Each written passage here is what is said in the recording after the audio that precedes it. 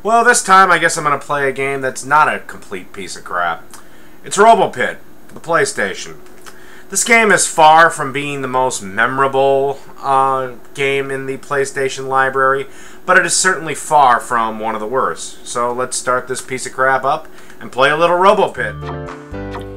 Alrighty, so on the start screen here, you'll see a single player mode, a versus mode, which is a split screen fight between two players, a list of all your created robots, and a bunch of other shit that isn't all that important. Well, let's start the one-player mode, because I'm a fat fucking loser that doesn't have any friends anyway.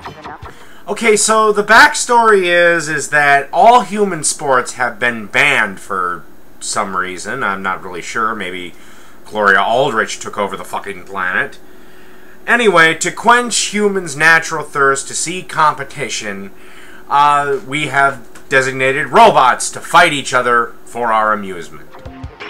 Alright, the first thing you're going to want to do is obviously create a robot, pick out a name for your robot.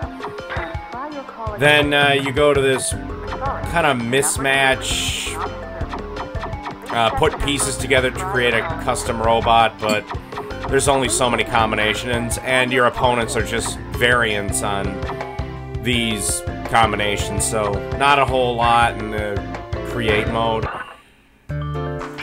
Well, there are over 100 robots in the league, and as the new robot, you are going to have to go from 100 all the way to number 1 to get your shot at the champ. Now, how you move up the ranks is winning fights, but you don't get your opponent's rank. No, that would mean the game would be short instead of painfully long. Instead, you get points. The more points you get, the faster you move up the ladder. You get the most points for KOing an opponent, less if you win by a ring out or time limit. You will also lose points if you lose a match, but that's not all. In this game, apparently the winner gets one of the arms of their losers, one of the weapons. It's kind of this little extra part that makes losing a big pain in the ass. Okay, so the fights are your standard fighting game fight. One button for the right attack, one for the left. Some of the weapons in the game are ranged. Others, like punches and swords, are for close combat, while others, like cannons and laser guns, have a limited number of shots. But there is one weapon in the game that will make kicking ass extremely easy, but more on that in a bit.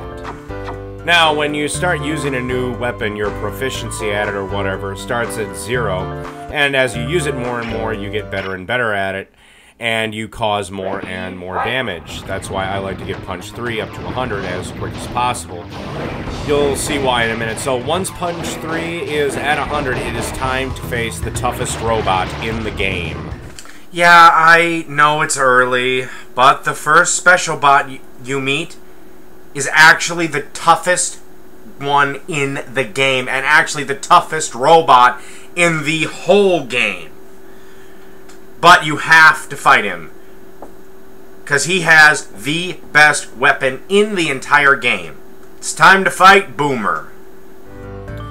He's this robot that fights you with boomerangs, and trust me, you want him. He can move side to side really fast, and he does it a ton.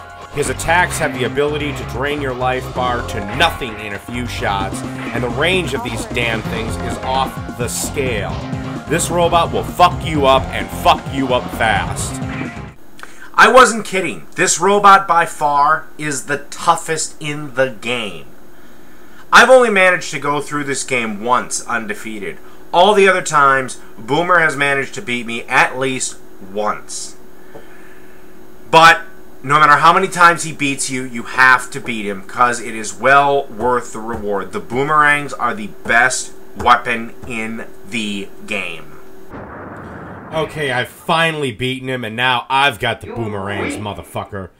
These are the best weapons in the game. It's the only good part of having to fight this guy so early. At least you get the best weapons right away. Once these things are up to 100%, you can KO opponents in 10 seconds. I'm dead serious. Well, I suppose since all the other robots are a collage of the same crap over and over again, I'll just show the special ones and then the champ.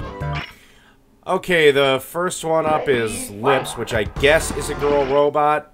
Anyway, she's got these lip things that will pull you closer to her if you get hit. Anyway, she's pretty easy with the boomerangs. Next up is Tekatiki. I can never pronounce his name right. He's got the most powerful of the gun-type weapons in the game. The catch is that for each arm, he only gets 10 shots. So pick a good cover spot and wait for him to get out of ammo, and then go kick the shit out of him. If you do get hit, those things are more than enough to take you out in a few hits. Then it's on to Big Punch. This big slow-moving thing is pretty easy to beat, provided you don't go into a toe-to-toe contest with it. The last special boss you'll come to in the game is Samurai. He's actually kind of tough. Those blades don't knock you back like the swords do, and can seriously fuck you up in a hurry. However, you should be able to win this fight if you just keep your distance. Alright, the final boss, the champion of the robots. I'm finally there. It's Zio Gygas. He gets this epic intro, and, well, he should, because this thing, even with the boomerangs, is more than capable of destroying you in a few seconds. He has two weapons that are not even in the game and not available to any other robots. And they cause a ton of damage. I died, I believe it was 4 times before I finally beat him. The sad thing is that the boomerangs are almost more dangerous than even his weapons. It shouldn't take you more than 4 tries to finally get the rhythm down and defeat him. After he's beaten, you get this cool little credit scene that's going to be coming up here of various robots that you fought and beaten. And once you're done with that, you can go back to the rankings screen and fight with your now champion robot. The only real big problem with this game is the length of time it takes to get to Gygas. Not that a long game is a bad thing, but this one is so damn repetitive, it really hurts the replay value of this. I mean, outside of the 5 robots, the 5 special ones, all the other ones are just rehashes of any robot you can create at any time. Plus, the only boss that has any special weapons that aren't anywhere else in the game is the final one. And he's the only one that looks totally different. The 5 special ones are just rehashes with different weapons.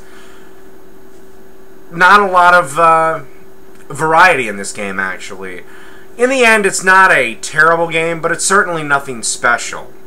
It's one of those games you'd rent once, beat it over a weekend, and then probably never play it again. I am aware that there is a sequel, Robo Pit 2, but since I don't have the game, you'll have to wait for me to review it.